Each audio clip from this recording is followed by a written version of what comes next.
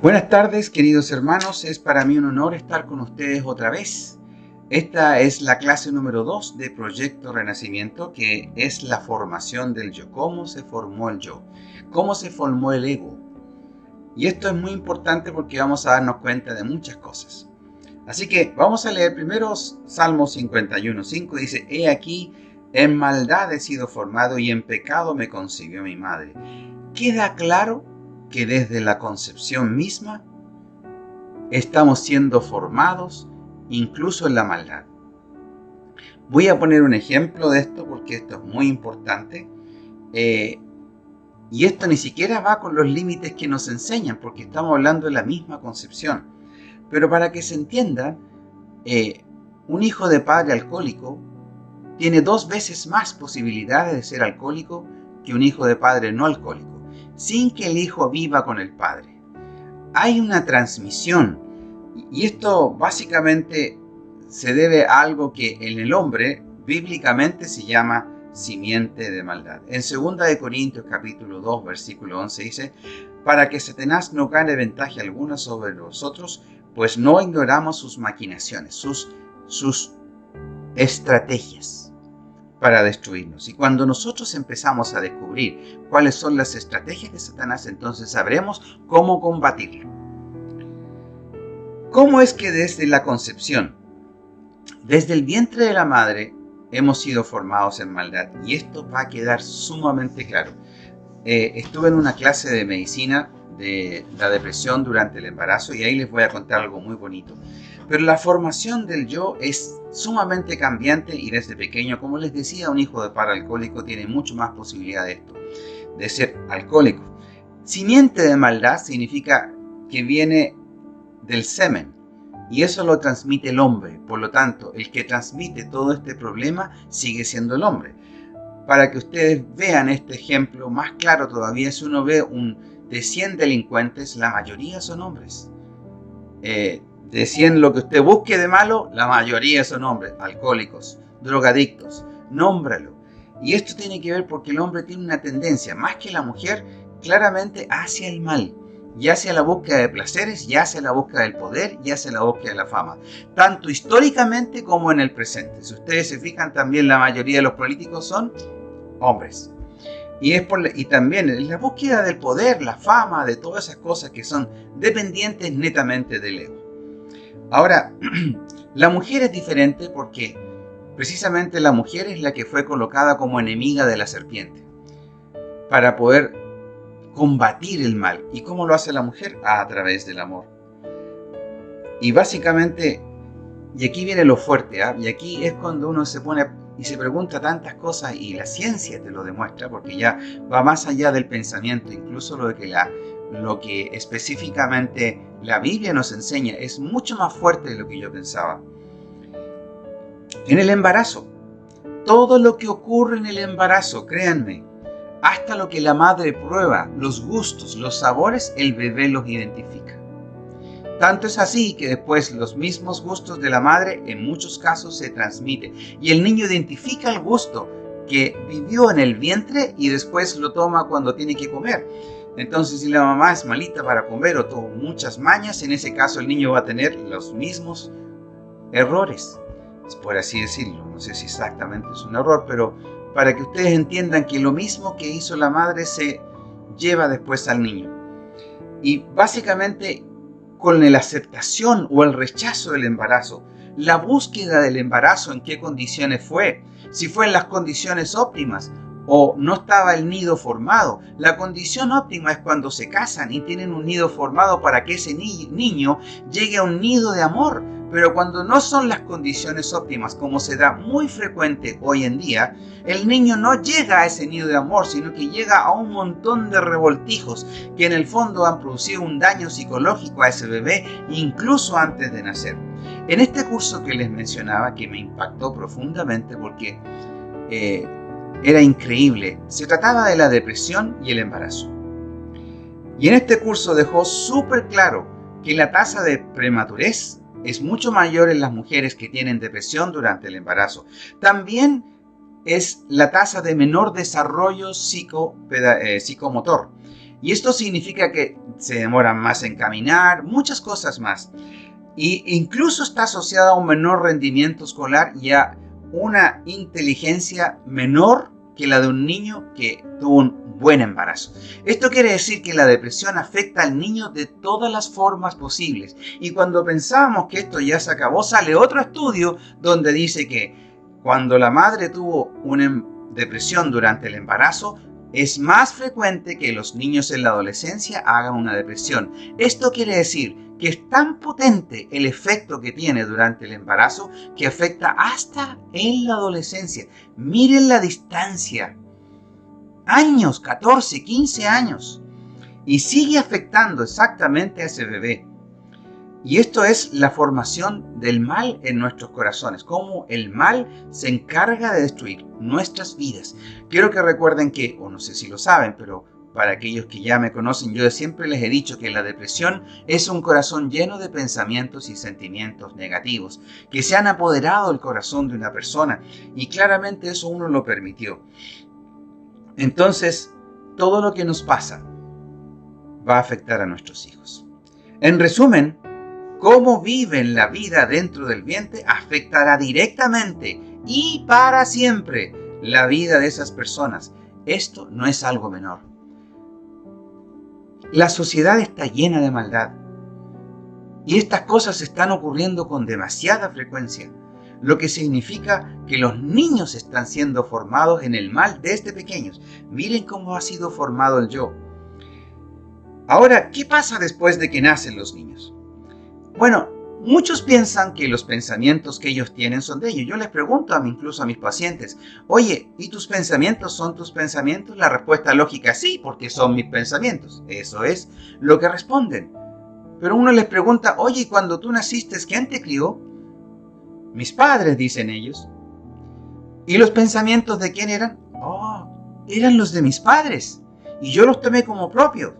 Y después fuiste al jardín infantil y te pusieron más pensamientos. Y después fuiste a la escuela. Y después, algunos incluso hasta la universidad, donde transforman el pensamiento de una persona. Básicamente el tema es que tenemos pensamientos acondicionados por la sociedad. Escúchame bien, no existe ninguna sociedad en la historia de la humanidad que no haya formado a sus niños según sus propios requerimientos o deseos. Todas las sociedades han hecho exactamente lo mismo. Todas las sociedades se han encargado de formar un pensamiento condicionado en cada niño, lo que significa que cada sociedad ha formado a sus niños a su regalado gusto. ¿Y eso ha sido lo mejor? Tendríamos que preguntarnos si eso es correcto.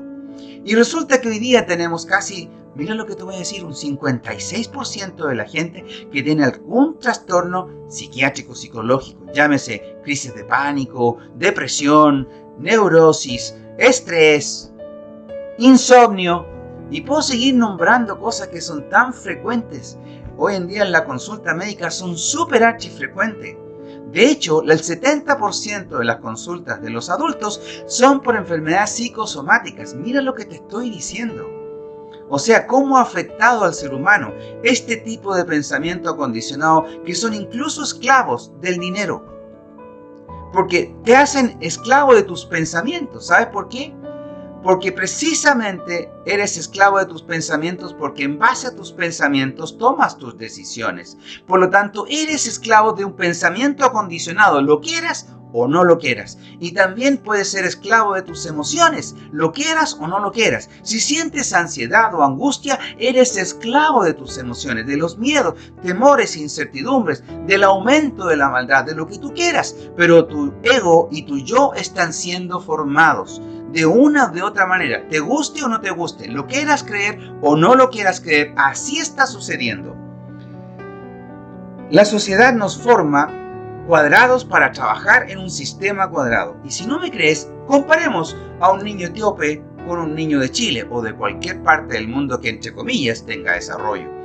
Y vemos específicamente la diferencia entre el pensamiento de un niño etíope y un niño chileno, donde claramente el pensamiento acondicionado se ve drásticamente. Claro que también en el nativo ha condicionado a su tribu, pero nunca tanto como es en las sociedades. Y ahí tenemos niños que se descuadran, que son desadaptados. ¿Serán desadaptados realmente? Hay que preguntarse por qué. Y cómo el mal ha ido formando sus vidas. ¿Y qué es el mal? La ausencia del amor. El mal es la ausencia del amor. Porque donde hay amor, lo cura todo. Y las heridas más profundas. ¿Sabían ustedes, solo para que tengan un dato, que el 30% de los homicidios ocurren en Latinoamérica? ¿Y sabían ustedes que la población de Latinoamérica no es más que el 8% de la población mundial? ¿No les parece increíble que tengamos el 30% de los homicidios con solo el 8% de la población mundial? 30% es una cantidad astronómica la gente que muere todos los días en manos del mal. Por eso, desde ya tenemos que empezar a elegir quién va a ser el Señor de nuestras vidas.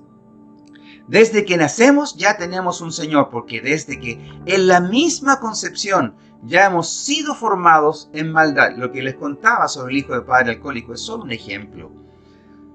Y resulta que esto se transmite a nuestros hijos, lo que llamamos maldiciones generacionales. Y básicamente en pecado nacemos, porque ya nacemos en el mal. No porque tengan la culpa esos bebés, sino porque los padres fueron culpables de esto, porque no quisieron cambiar de Señor. En Romanos 3:23 nos dice: por cuanto todos pecaron y están destituidos de la gloria de Dios. Todos los que nacen en pecado, nos guste o no, no pueden entrar al reino de Dios. ¿Y cómo se entra entonces? Por una elección personal, por amor a Dios y al prójimo. Entonces, porque queremos construir una sociedad mejor. Y es esta la razón por la cual hemos nacido en pecado. Y por esto que el egoísmo se nota desde pequeño. No, es mío, yo, mío, mío. Y se nota desde pequeño. ¿Y saben cómo se nota tan claramente? Porque a un niño no tienes que enseñarle a hacer el mal, todo lo contrario. Tienes que corregirlo, decirle no, para que aprenda a hacer el bien y enseñarle lo que es bueno. Porque él nace haciendo lo mal y más encima cuando lo hace se esconde. Como que sabe, digamos, intrínsecamente que algo está mal. Y lo sabe. Porque el mal está dentro de nosotros.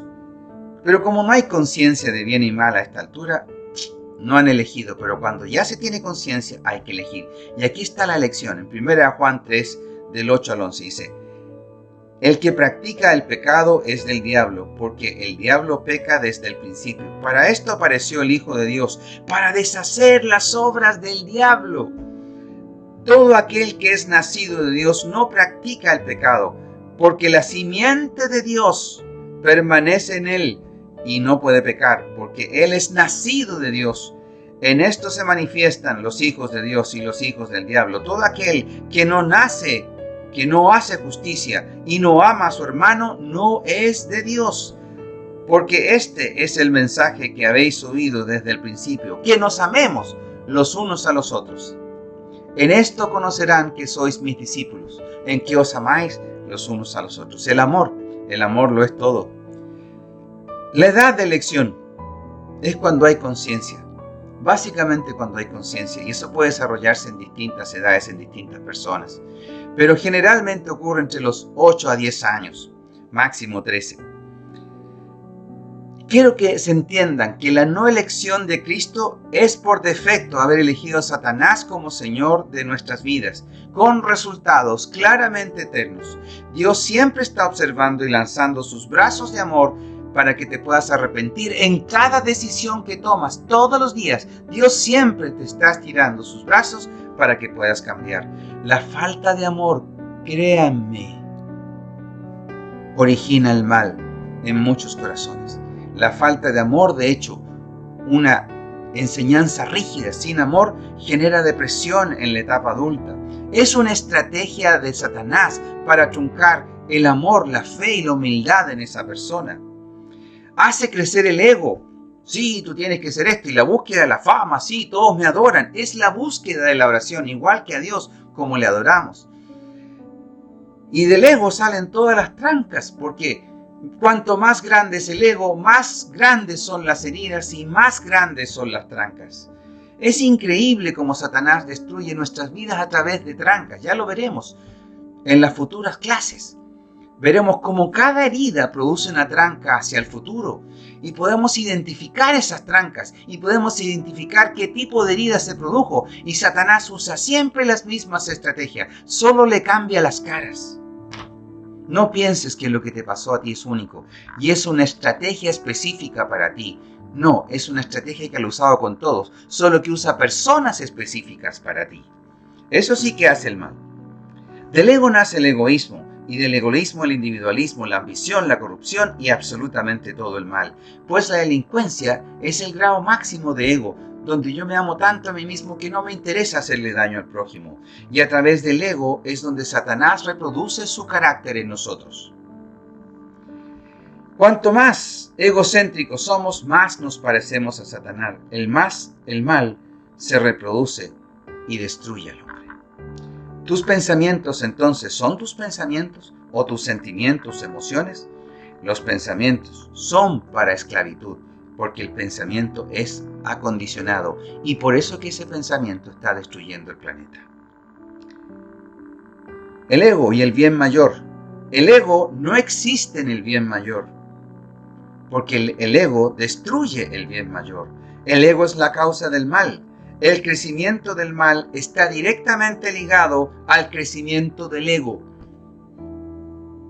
El ego es egocéntrico y es el centro del universo. Cuanto más crece el ego, más sale Dios del corazón. El ego es el origen de la testarudez, del mal genio, los conflictos y el no perdón, de las trancas, de las fortalezas, los argumentos, de la rebeldía y de la violencia. Y todos ellos creen tener la razón.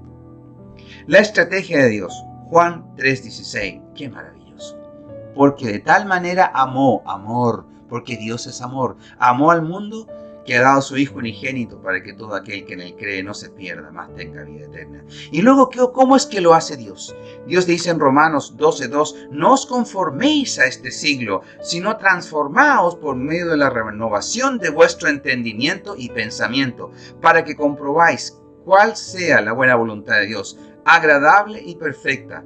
Esta es la solución de Dios, llevando todo pensamiento cautivo a la obediencia a Dios. ¿Por qué? Porque esos pensamientos fueron acondicionados. Eres esclavo de tus pensamientos. Y si quieres salir de la esclavitud, de una sociedad que está esclava del mal, debes salir, debes renovar tu mente para poder salir al camino que es Jesús. 1 Corintios 2:14 dice, pero el hombre natural no percibe las cosas que son del Espíritu de Dios, porque para él son locura, y no las puede entender, porque se le han de discernir espiritualmente. La solución de Dios es para la salvación. En Mateo 16:24, Jesús le dijo a sus discípulos, si alguien quiere venir en pos de mí, niéguese a sí mismo, tome su cruz y sígame. La solución de Dios también es la autonegación. No es solo el perdón, no es solamente la sanidad de esas heridas que tienes en tu corazón, que es lo que Dios va a hacer en este proyecto, sino que también es la autonegación del ego, que es la que ha causado miles de muertes en la humanidad. En Filipenses 2:11 dice, y toda lengua confiese que Jesucristo es el Señor, para gloria de Dios Padre. Cuando tú confiesas con tu boca, estás cambiando tu pensamiento, estás cambiando de Señor. Y eso te permite nacer una nueva vida en el Espíritu. Mateos 13:13 dice, vosotros me llamáis Maestro y Señor, y decís, porque bien lo soy. Y Juan 14:6 dice, Jesús dijo, yo soy el camino, la verdad y la vida, y nadie viene al Padre si no es por mí. Claramente, Dios es la solución. Claramente Jesús es el camino para llegar al Padre, y el Espíritu Santo te va a perfeccionar. Pero para eso necesitamos sacar todas las heridas de tu corazón, que es lo que Jesucristo va a hacer, porque Él te vino a ser libre y te va a ayudar a la autonegación, el Espíritu Santo, para que ya no vivo yo, sino que Cristo vive en mí. Te invito a la formación de una nueva sociedad de mejor calidad, buscando el bien mayor por sobre el bien individual, una sociedad sin el mal. Te invito a formar parte del ejército de Cristo. Dios les bendiga. Amén.